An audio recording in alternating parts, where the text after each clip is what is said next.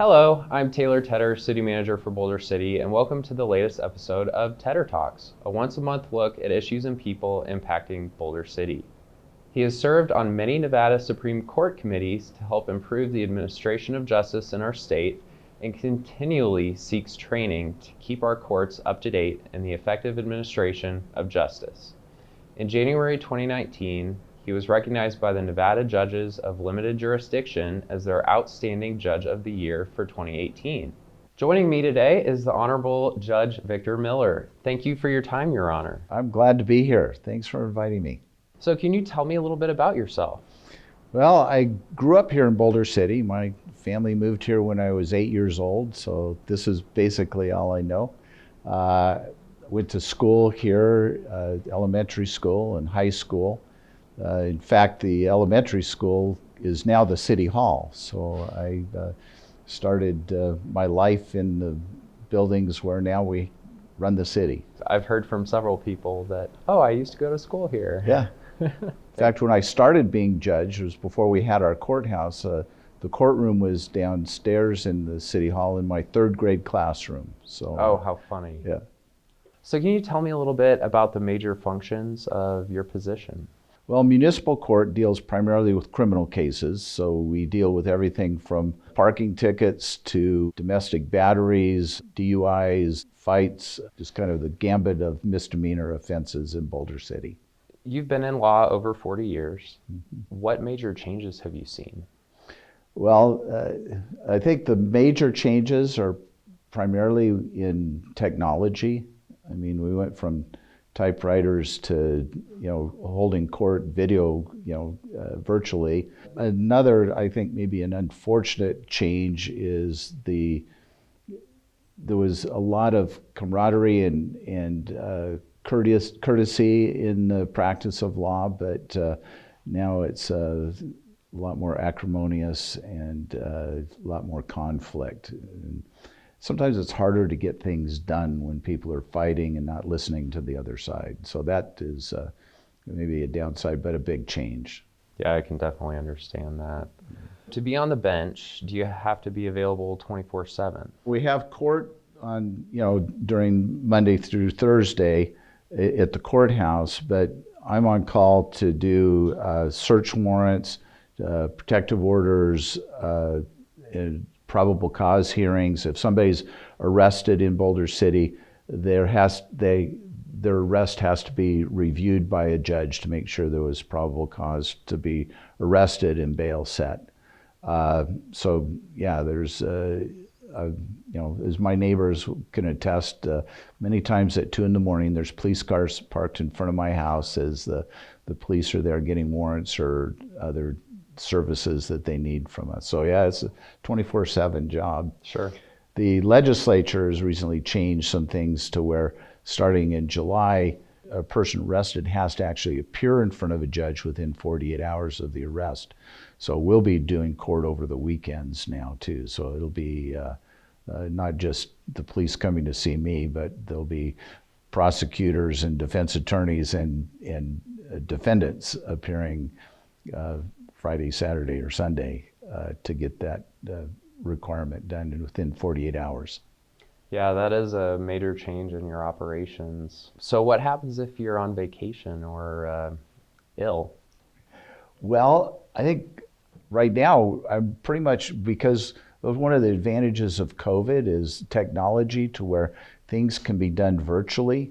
So I've done a search warrant in a hotel room at Disneyland, virtually to take care of the requirement. So pretty much through email, Blue Jeans, which is a Zoom program, we're able to take care of it. If I'm on vacation or even ill, if I'm home, we can do that. But sometimes I like to fish, and up in the mountains, there's not the service that, for the internet. So we have some pro tems that have been appointed by the city council to cover, so I can let them know that we have need for them so they can be available. The best vacations are the ones where there's no service. Yes. So that's great. The drug court has helped many recover from substance use and issues. Can you tell us a little bit about the program and how it came to be? Sure. Well, years I've been judge here since 1984, I think, and so I saw a continued problem with people who had substance abuse, where they would be in a rotating door or turnstile with the justice system, where the substances would lead them to commit crimes. They'd be arrested, they'd be put in jail, they'd get out, then they'd use again, and then so we just had this turnstile thing. And Judge Lehman over in Las Vegas District Court was the third person to have a drug court in the country. And I visited with him, saw his program, attended some of his drug court sessions. And so it was a wonderful way to stop that rotating cycle.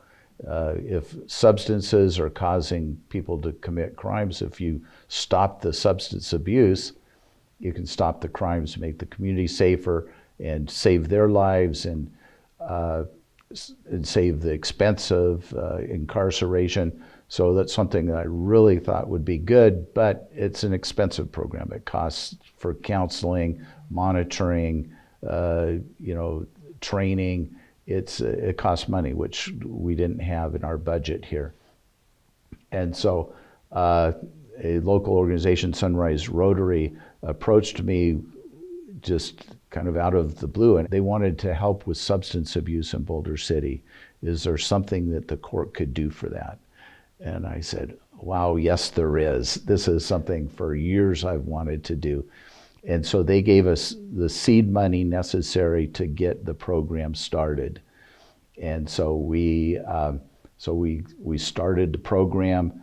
We went, by we I mean the staff and court staff and I went to national training on the best practices that are scientifically proven to help with substance abuse, National Association of Drug Court Professionals in Washington, D.C. And so we got that going, and then once we had a program going, then we were able to show the benefits of it. We got a grant from the Supreme Court of the state of Nevada to support the program ongoing, and the city has stepped up and helped us when I think once the city has seen the advantages and the benefits of changing people's lives and helping people to be productive members of Boulder City as opposed to a drain on us. It's been actually, for me, very satisfying to see the results. Yeah, it's such a valuable program. I'm curious what you'll say your favorite part of the process is. Oh, well, it's the graduations. I thought so. Having attended several of them, it's just such a powerful experience. Yeah. And seeing the continued support of the Rotary Club, it says a lot about the community. It does. It does.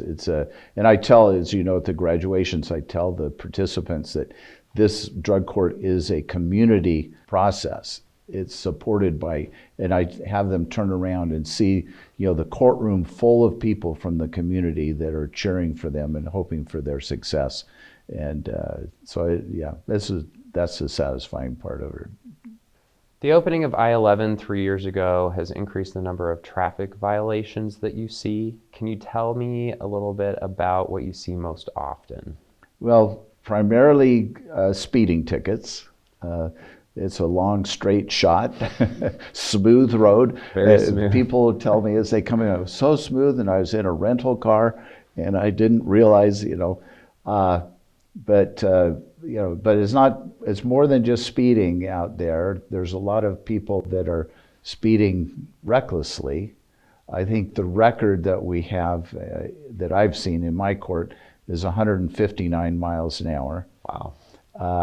Passing vehicles, cutting people off, and it's not the Autobahn, it's not the Las Vegas Speedway, and so if you're going 159 miles an hour, you're going to jail, and losing the people that are doing that that are going that fast are people that have rented exotic cars.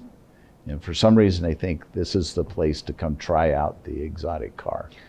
And so then, they go to jail, and then the rental company comes out and tows the car back to Las Vegas, and then they've got the expense of going to jail and the fine that comes after that, and then the expense of losing your day with the exotic car plus the tow bill that the rental company puts on top of your bill because they've got your credit card. So, but that's primarily it. But today I dealt with somebody who did a U-turn on the freeway, and so there's U-turns, and those are very dangerous. We've had people killed down there doing U-turns because it's not, there's emergency U-turn places, but people use those because they've missed the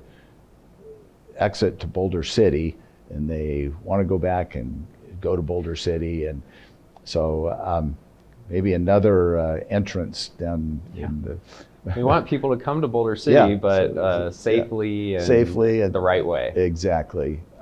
And we want them to arrive here. I mean, unfortunately, those people that got hit by the semi, they didn't get to come here, and that's a tragedy for them, their families, and everybody involved. But we've also have criminal cases come from the I-11 that we didn't have before. We have batteries, fights, people that get involved in road rage.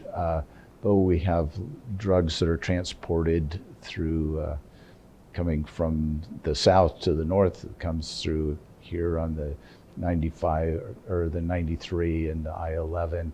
And so we have drug interdictions and drugs that are found on that route as well. So you've talked a little bit about this already, but I understand there's some major changes coming to the courts.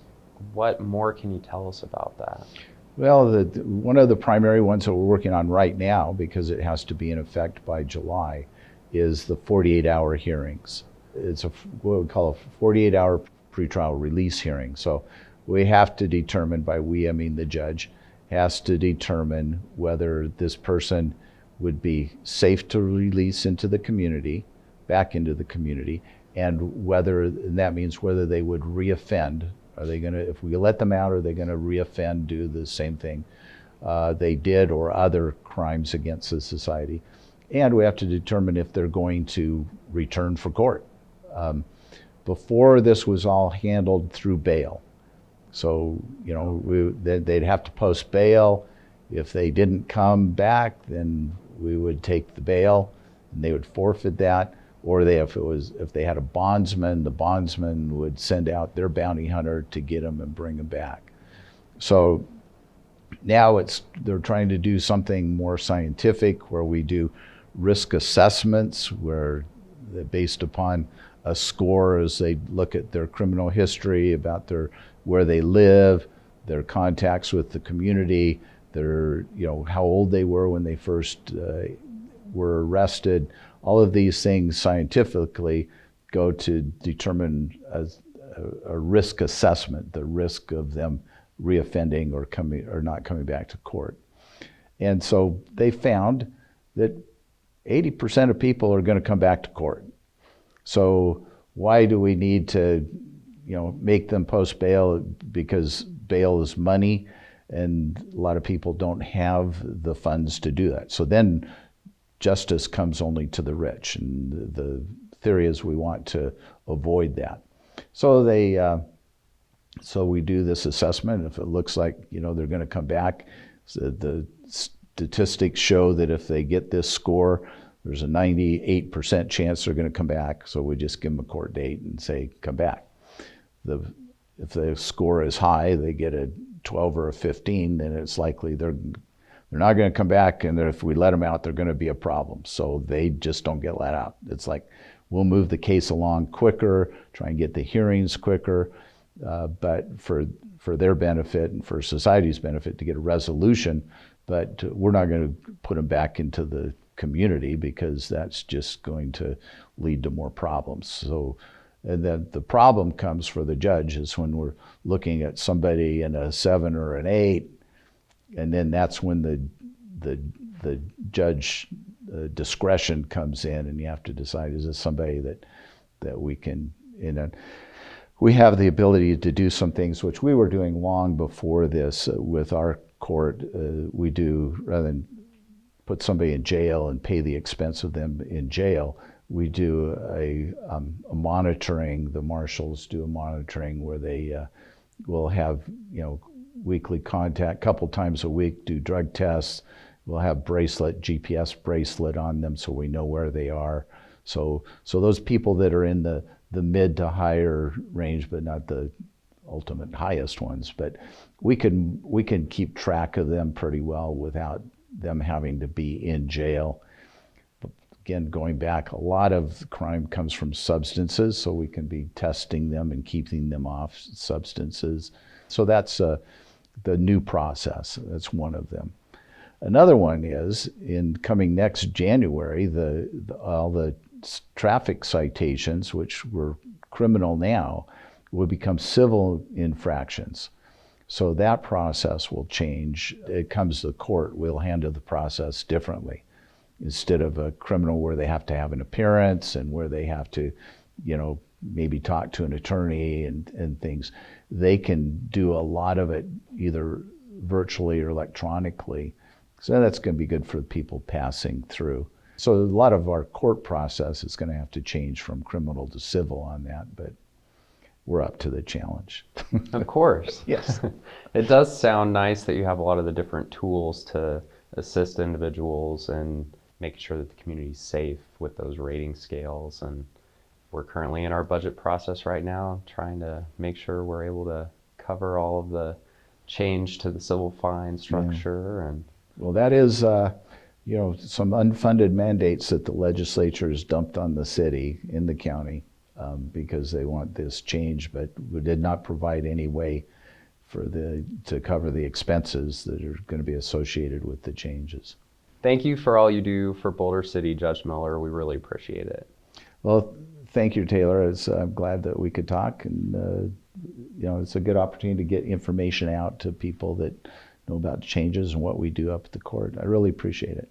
Well, thank you so much, and be sure to check out TEDderTalks once a month at bcnv.org/Tedder. Thank you for tuning in, and we'll see you next month.